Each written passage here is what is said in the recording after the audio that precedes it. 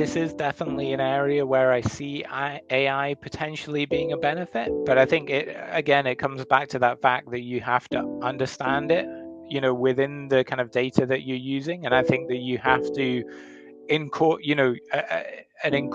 that into your models in order to allow that to happen. I think it's very easy in this situation that if you're not aware of that and you don't incorporate that into the way that these AI systems develop, that you can ultimately end up with, AI systems that worsen those health disparities, which is obviously the last thing that we want. And there is definitely evidence out there, to suggest that that does happen if we're not careful.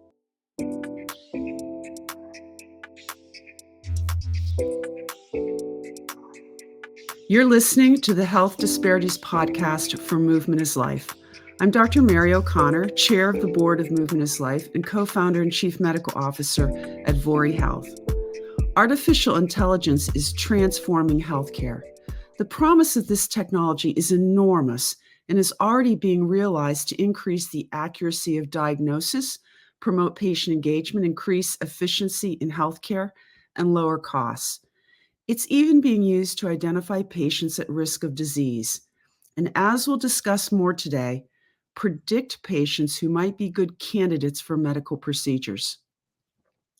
To learn more about one AI approach with applications in orthopedic surgery, I'm joined by Mr. Luke Farrow, an orthopedic and trauma surgeon and clinical researcher at the University of Aberdeen in Scotland, in the UK, where, by the way, surgeons are referred to as Mr. or Ms. or Mrs. and not doctor.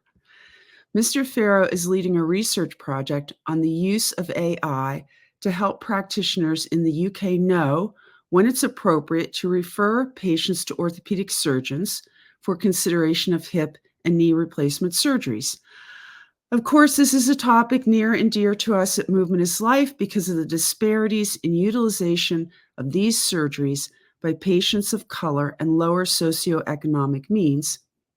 So we're very, very excited to have Luke with us today. Luke, welcome to the Health Disparities podcast. Thank you for being here. Oh, thank you so much for having me on.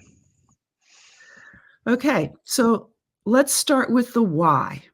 Why is there a need for such an AI tool? So I guess one of the first things probably to explain is a bit about how the kind of healthcare system kind of works in the UK. So in the UK, kind of anybody who has a sore hip or a sore knee and might think that they have arthritis would typically be seen by what we term as a general practitioner or a kind of PCP in the United States, who then basically see that patient and decide whether to send that person on to an orthopedic surgeon, if that's appropriate or not. Now, the problem is that GPs, they have this massive range of knowledge about many kind of different kind of conditions. But that means that they don't, have the ability to have specialist knowledge about every condition, and therefore ultimately, sometimes struggle to understand whether a person might be ready or not to have a joint replacement. This means that ultimately we end up with quite a lot of people being referred for consideration of surgery, even if they're at a stage where maybe surgery isn't quite the right option at that time. And ultimately, this creates a big backlog for people basically waiting to be seen by an orthopedic surgeon. And we know certainly those with severe arthritis that, waiting for a joint replacement surgery is not a benign thing. People's health obviously deteriorates typically while they're waiting for surgery. And this understandably has a bigger impact on people who are in a kind of poorer kind of health kind of state to begin with. So our rationale for kind of developing this kind of tool was really that it could potentially help to really help us decide who needed prioritized for orthopedic review, without the kind of workload of having to go and sit down and trawl through all the kind of medical records, medical notes, and therefore hopefully make the system much more efficient so the people that really need to be seen are the ones that are getting prioritized. So that all makes perfect sense, especially if there's a long wait time, right? Because access to good health care for it to be effective also has to be timely, right? So patients aren't waiting forever. So can you give our listeners what's kind of the range of average wait times for a patient who sees their GP in the UK now to actually get in to see an orthopedic surgeon? Yeah, so I mean, unfortunately, in the UK, we've had some real kind of challenges with this recently. Certainly, the kind of COVID pandemic, which led to kind of, a lot of elective kind of surgery, hip and knee replacement type surgery stopping for a period of time Right. within the UK, associated with kind of increasing demand, has really seen our kind of waiting list kind of skyrocket. So certainly at the moment within the UK, you could be waiting for probably up to a year from being referred from your kind of general practitioner, PCP, to see an orthopedic surgeon, and then maybe even another year after that before you actually go ahead and get that surgery. So obviously quite a significant amount of time. Wow.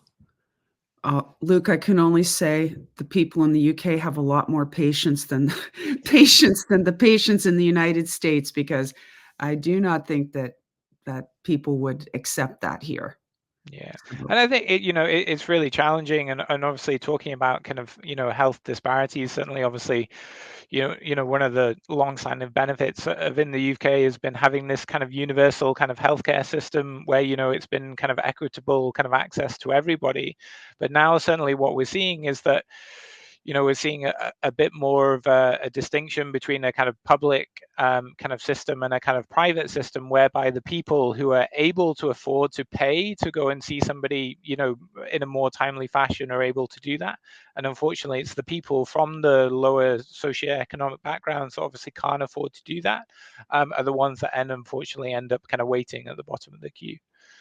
right, because you have the National Health Service, which is the universal health care, and then you have patients that can access your private system in the UK, where Yeah, that's correct. they would pay out of pocket or have some kind of additional insurance coverage for the private system. Is Yeah, that that's correct? right. Yeah, absolutely. And certainly, kind of historically, the vast, I think obviously unlike in the US, the vast majority of our healthcare system functions through that kind of public kind of state. So, probably more than 95%, but again, certainly we're seeing Right. that proportion kind of start to change, with these kind of pressures that are on that kind of public kind of healthcare system at the moment. All right. So we've got the why, right? You need the tool because it will help prioritize the patients in terms of who has access to the surgeon in a more timely manner, given these crazy, up to 1 year wait times to see a surgeon. So, so walk us through then your approach for developing the tool as a machine learning module to really try and for the tool to understand who is the right patient to see the surgeon in consultation next.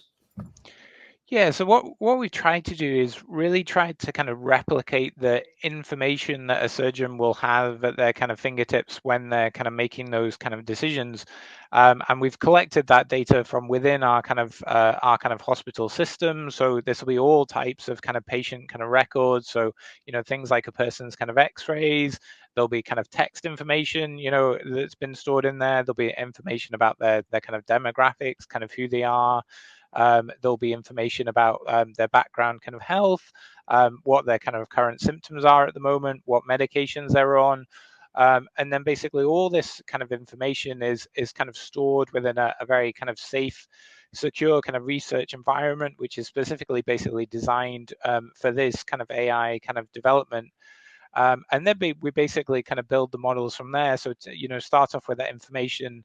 Typically, what we're doing is a process called fine tuning a model. So we're taking a model that's been often kind of developed kind of elsewhere, and then basically adjusting it to fit a specific task. So, if you talk, for example, about kind of X-ray kind of interpretation, we might take a kind of machine learning model that has been initially kind of trained on just recognizing kind of everyday kind of objects, and you're then kind of adding to that and trying to see if we can teach it to look at the x-rays and to try and define some of those kind of key characteristics within the x-rays that that a surgeon will use to make those decisions about whether a patient's suitable for surgery or not.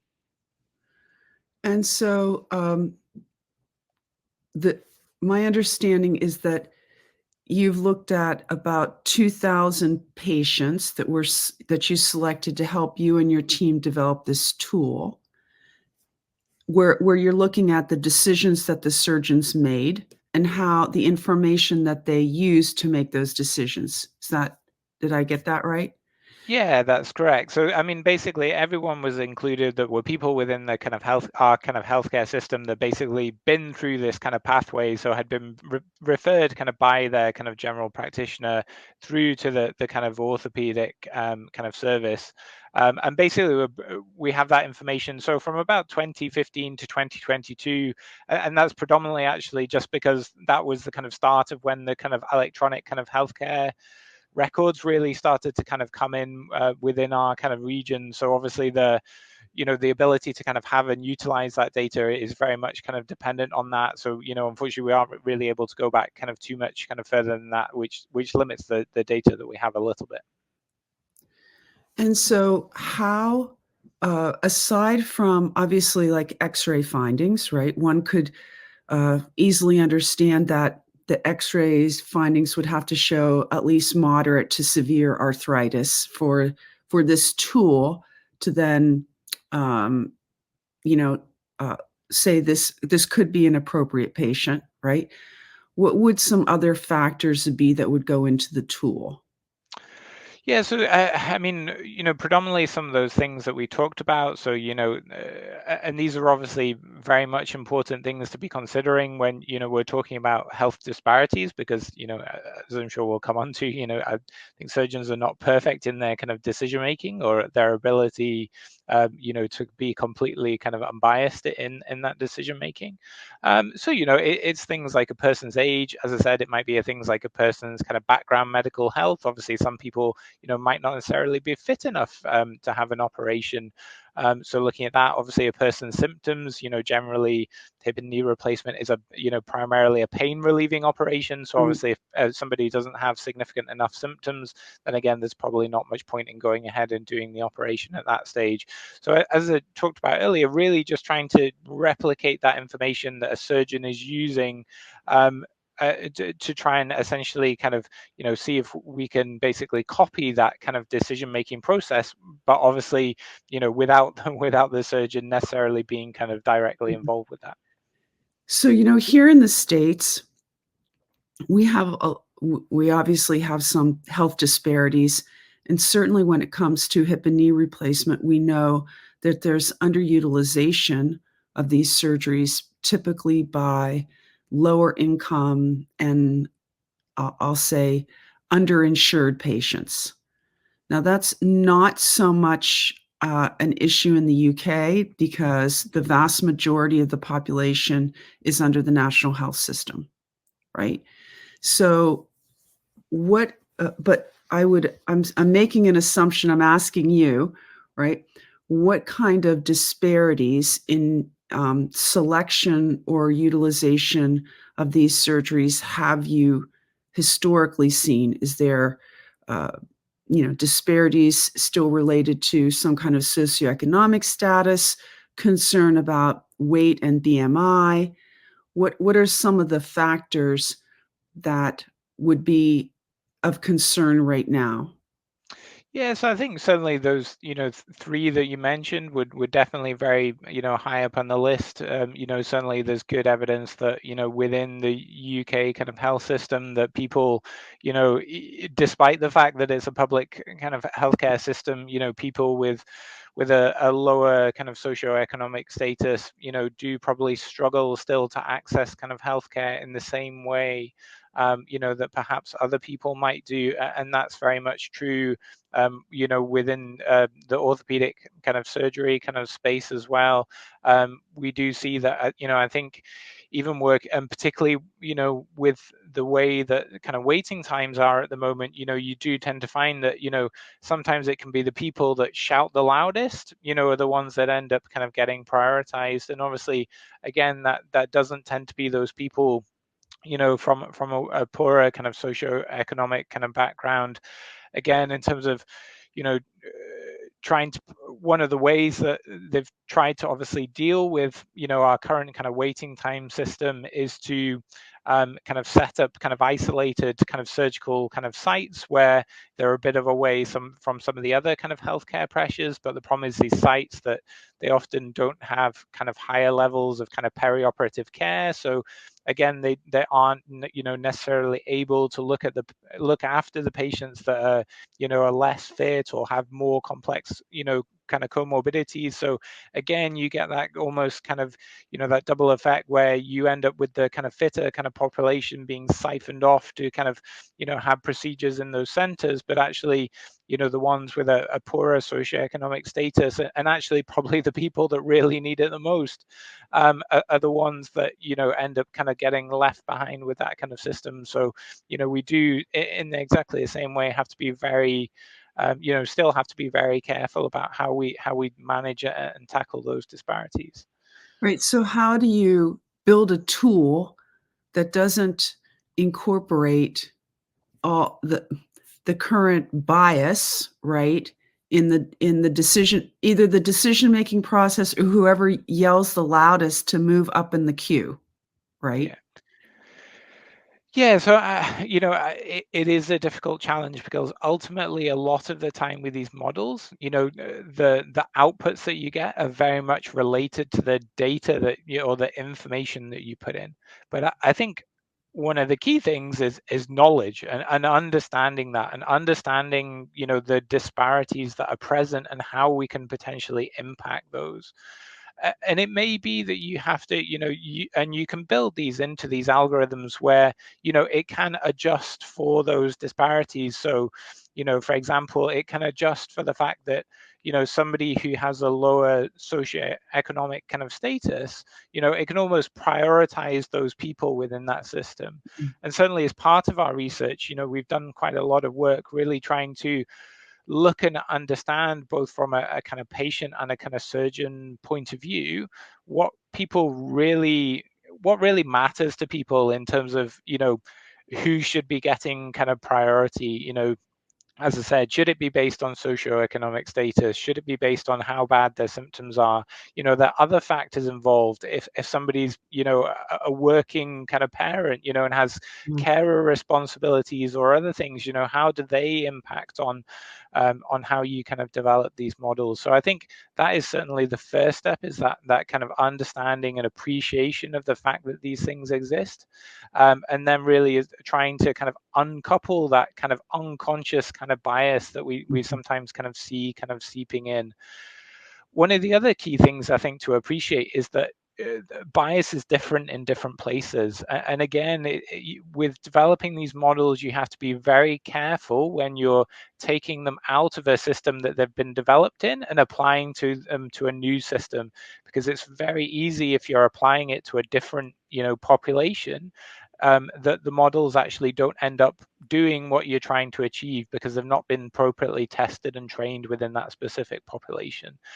So that's one of the things that we really look at in terms of, obviously, yes, we've developed this kind of model primarily locally, but if we're going to use that wider afield within the UK, or even bring it across to the States, again, that model might well look very different, for whatever kind of area you are applying it to.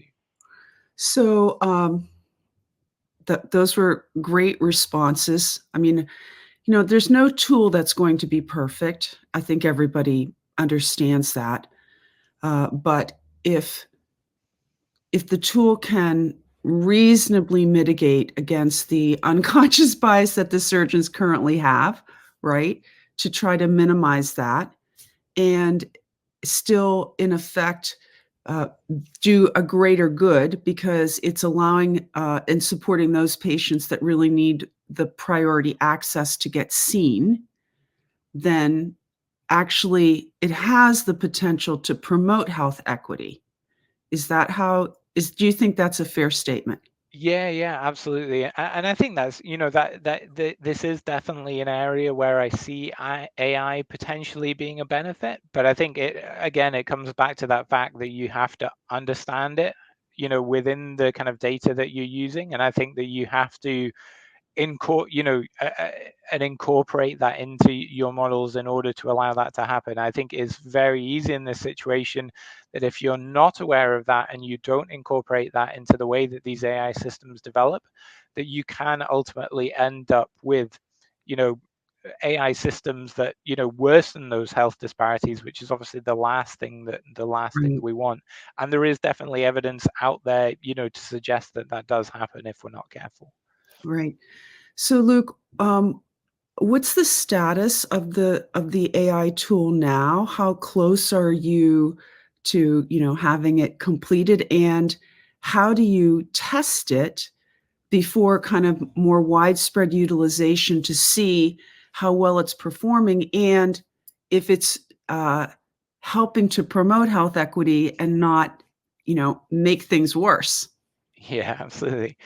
So we're currently kind of still in the kind of research phase at the moment. So we've started kind of developing and building the models, and as I said, primarily basing that off the kind of X-ray, because we know that that's probably one of the kind of key things, as you mentioned. If somebody doesn't have kind of arthritis severe enough on their X-ray, then the likelihood is that they're not getting a joint replacement, and then building in all these kind of other things kind of on top of that as well. I think, again, one of the kind of key things with developing these AI systems is, again, that it has to be done in a very kind of structured and kind of evidence kind of based kind of way. Just in the same way that if you were developing a new drug, or if you were developing a new orthopedic implant, that there has to be a very rigorous kind of testing kind of system that we need to go through in order to basically make that happen. So usually starting off with essentially what we're doing now, by using kind of historical kind of information.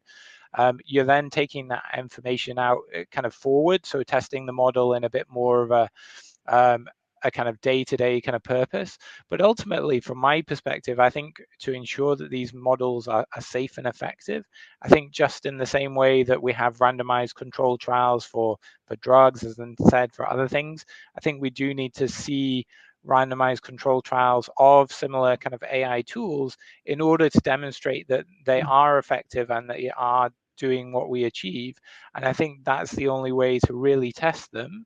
And then finally, I think we need to monitor them appropriately as well, because the other thing that can happen with these models is that over time we get what's called drift. So the model can drift, or the data that's coming in drift. Say, for example, the threshold that people have for operating on people, with hip or knee replacement changes over time, then obviously that potentially kind of impacts on your model. So it's very aware that we have that kind of longitudinal kind of process as well, to continually monitor and make sure, again, that our models are doing what we're trying to achieve, and not ending up, achieving something different. Hmm. How do you think patients will react to the tool being used? And I just had this thought pop into my head, like, and will if they don't like the outcome of the tool, is there would you envision some kind of review process or appeal process? Like, I went to see my GP, and my knee is killing me, but the tool says I'm not bad enough to go see the orthopedic surgeon, and I say that's malarkey, and I want I want someone to review this. Yeah, no, absolutely. I think, again, it's a really important part of the process, particularly, when we're dealing with AI in a situation like healthcare, where it's a really kind of high stakes environment. It's people's lives that we're dealing with, isn't it? So, I think there's a number of different ways that, you can essentially approach that kind of challenge. So, you can obviously have, somebody kind of checking through the results. And certainly if you look at, for example, in radiology, that's a lot of one of the things that they'll do. So, they'll have perhaps an AI system read a chest X-ray, but at the same time, they'll have a radiologist take a look as well, just to say, I agree with this, or, I don't agree with this. But I think having some sort of safety netting kind of process is really important, because just in the, these models, again, in the same way that humans aren't perfect, the models are never going to be perfect, and they are going to make mistakes. So it's obviously it's about mitigating those mistakes as much as possible, and making sure that, when those mistakes do happen, that it's not just a kind of goodbye, see you later, we're never going to see you again kind of thing, that there is a kind of process in place that, people can still kind of feed back into that kind of loop. Yeah, that's great. That's great. When do you, in your crystal ball, if everything is going well, when do you think you'll be testing your model, or kind of bringing it online?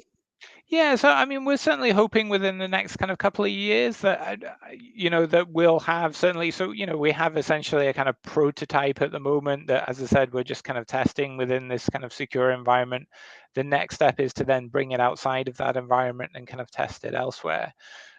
There's obviously, with all these kind of things, there are quite stringent kind of processes to go through in terms of, most of this kind of AI kind of software is classified as a kind of medical device. So again, it has to go through quite kind of, stringent kind of testing from that side of things, which again is a good thing, but it takes time for that kind of process to happen. So that's certainly the hope within the next couple of years, that, we'd have something that could be up and running and usable. Well, I think your work is very exciting, and I'm really looking forward to seeing how the tool works at the end of the day, and appreciate and truly appreciate your commitment to working to make sure the tool is as unbiased as possible. Um, because the point would be for it to be less biased than us humans, right? Because that would still help advance health equity. Yeah, So, absolutely. yeah. Any other closing thoughts that you have for our viewers and listeners? No, thanks. I mean, I think the only thing I'd maybe left to say is that I think from a, I think AI, does have a lot of potential to help, with the health disparity side. I think not only from, what we talked about in terms of using it from a, as a kind of clinician or a surgeon or, a doctor, but also I think from the kind of patient kind of facing side as well. Mhm, So, I think helping, obviously people to understand, complex medical, their own complex medical notes, the ability to, summarize that information and put it in a way that, people can understand. The ability to, to have, kind of individualized kind of treatment plans, or, chatbots that can help people through kind of healthcare problems, that again, there are the ways there that can, hopefully kind of help to open up kind of access to healthcare, in a way that, we haven't necessarily seen before. Yes, obviously there's, some technology barriers that kind of come in with that as well, that we need to be appreciative of. But I think there are definitely a lot of potential avenues, with which AI can really kind of help in this space. Well, thank you, Luke. So, to our viewers and listeners, you can learn more about Mr. Luke Farrow's research at the link in our show notes. And I'd like to thank our guest, Mr. Luke Farrow, for joining us today. This brings us to the end of another episode of the Health Disparities Podcast for Movement is Life. If you like what you hear, be sure to subscribe wherever you get your podcasts, and take a moment to leave us a rating. It really makes a difference. Also, mark your calendar for our upcoming annual summit. This year, we will be in Atlanta, Georgia, on Thursday, November 14th and Friday, November 15th at the Whitley Hotel in the Buckhead area of Atlanta. You can go to our website and register for more information. And of course, Luke, you are warmly invited to join us in Atlanta, Georgia, if you're on this side of the pond at that time. I'm Dr. Mary O'Connor. Until next time, be safe and be well.